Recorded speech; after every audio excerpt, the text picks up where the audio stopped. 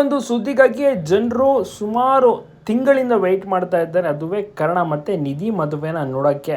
ಅಲ್ಲದೆ ಸ್ವಲ್ಪ ದಿವಸದ ಹಿಂದೆ ಎಷ್ಟೊಂದು ಪ್ರೋಮೋನ ಹಾಕ್ತಾರೆ. ಅದರಲ್ಲಿ ನಿತ್ಯನೇ ಮದುವೆನ ನಿಲ್ಲಿಸಿ ಅರ್ಜುನ್ ಜೊತೆ ಏನು ನಿಧಿ ಮದುವೆ ನಿಶ್ಚಯ ಆಗಿಬಿಡ್ತೀನಿ, ಏನು ತಾಳಿ ಕಟ್ಟಬೇಕು, ಆಗ ನಿಧಿನೇ ಕಣ್ಣೀರು ಆಗ್ತಾ ಇರುವಂಥದ್ದನ್ನ ನೋಡಿ ನಿತ್ಯ ಏನು ಮಾಡ್ತಾರೆ, ಸತ್ಯ ಗೊತ್ತಿರುತ್ತಲ್ಲ, ಮದುವೆನ ನಿಲ್ಲಿಸಿ ಕರ್ಣ ಮತ್ತು ನಿಧಿ ಒಂದಾಗುವಂಥ ಕೆಲಸವನ್ನು ಮಾಡುವುದೇ ಅಕ್ಕ ನಿತ್ಯ. ಸೊ ಈ ಒಂದು ಟ್ವಿಸ್ಟ್ಗಾಗಿ ಜನರು ಕಾಯ್ತಾಯಿದ್ರು. ಇದನ್ನು ಪ್ರಸಾರ ಸಹ ಮಾಡುತ್ತಾರೆ, ಆದರೆ ಸ್ವಲ್ಪ ತಿರುವುಗಳು ಬರುತ್ತೆ ಸಂಚಿಕೆಗಳು. ಸೊ ಅದಕ್ಕಾಗಿ ಕಾಯಲೇಬೇಕು.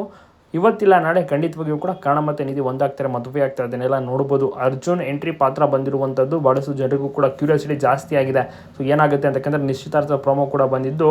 ಸೊ ಏನಿದ್ರು ಅರ್ಜುನ್ ಮತ್ತು ನಿಧಿ ಏನಾದರೂ ನಿಶ್ಚಿತಾರ್ಥವಾಗ್ತಾರಾ ಅಂತ ಕೂಡ ಒಂದು ಕ್ವಶನ್ ಅರೈಸ್ ಆಗಿದೆ. ಒಟ್ಟಾರೆ ಈ ಜೋಡಿ ಒಂದಾಗೋದಂತೂ ಕನ್ಫರ್ಮ್, ನಿಧಿ ಮತ್ತು ಕರ್ಣ. ಸೊ ಅದಕ್ಕೆ ಎಲ್ಲರೂ ತುಂಬಾ ಫ್ಯಾನ್ಸ್ ಇದ್ದಾರೆ. ಭವ್ಯ ಅವರು ಮತ್ತು ಕಿರಣ್ ರಾಜ್ ಅವರು ಅಭಿನಯ ತುಂಬ ಚೆನ್ನಾಗಿ ಮಾಡ್ತಿದ್ದಾರೆ. ಇನ್ನು ನಿತ್ಯ ಪಾತ್ರವನ್ನು ನಮ್ರತಾ ಅವರು ತುಂಬ ಚೆನ್ನಾಗಿ ಮಾಡ್ತಿದ್ದಾರೆ. ಇನ್ನು ಅದ್ಭುತವಾದಂಥ ಪಾತ್ರ ಅಂದರೆ ಅದುವೇ ಅರ್ಜುನ್ ಪಾತ್ರ. ಅದನ್ನು ಗಗನ್ ಅವರು ಕೂಡ ಸೂಪರಾಗಿ ನಿಭಾಯಿಸ್ತಿದ್ದಾರೆ. ಎಲ್ರಿಗೂ ಕೂಡ ಇಷ್ಟ ಆಗಿದೆ, ಮೆಚ್ಚಿಕೊಂಡಿದ್ದಾರೆ.